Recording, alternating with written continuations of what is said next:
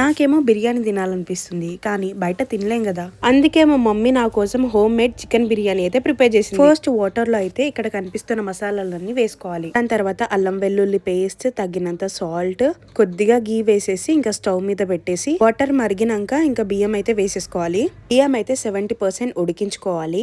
Chicken ని బాగా wash చేసుకున్నాక అందులోకి పసుపు, కారం, ఉప్పు, అల్లం వెల్లుల్లి పేస్ట్, ధనియాల పొడి, బిర్యానీ మసాలా, కొన్ని మసాలా దినుసులు వేసుకొని ఇంకా కర్డ్ అయితే వేసేసుకోవాలి. సో ఇవన్నీ బాగా మిక్స్ చేసినాక దాని తర్వాత పచ్చిమిర్చి, పుదీనా వేసేసి ఇంకా ముక్కలకి బాగా పట్టేటట్టు కలుపుకోవాలి. స్టవ్ మీద పాన్ పెట్టి ఇలా ఆనియన్స్ బ్రౌన్ కలర్ వచ్చేంత వరకు ఫ్రై చేసుకోవాలి. అదే గిన్నెలో మనం మిక్స్ చేసి పెట్టుకున్న చికెన్ అంతా అందులోకి వేసుకోవాలి. చికెన్ లో అయితే కొద్దిగానే వాటర్ పోసుకోవాలి కింద మాడిపోకుండా ఉండడానికి. అన్నం అయితే 70% ఉడికినాక చికెన్ ఉన్న బౌల్ లో ఈ రైస్ అంతా ట్రాన్స్ఫర్ చేసేసుకోవాలి. బిర్యానీ వేస్తున్నాం కాబట్టి ఓన్లీ బాస్మతి రైస్ యూజ్ చేసుకోవాలి. అయినాక అయితే పుదీనా, కొత్తిమీర ఇంకా గీ వేసేసి లెమన్ అయితే పిండుకోవాలి. ఇంకా మూత పెట్టేసి ఒక గిన్నెలో ఇలా వాటర్ పెట్టేసుకోవాలి. ఒక హాఫ్ అన్ అవర్ పాటు దమ్ చేసుకోవాలి. నాకు బయట బిర్యానీ కంటే హోమ్ మేడ్ బిర్యానీ అయితే చాలా ఇష్టము. మీరు కూడా ఈ సండే ట్రై చేసి కమెంట్ చేయండి.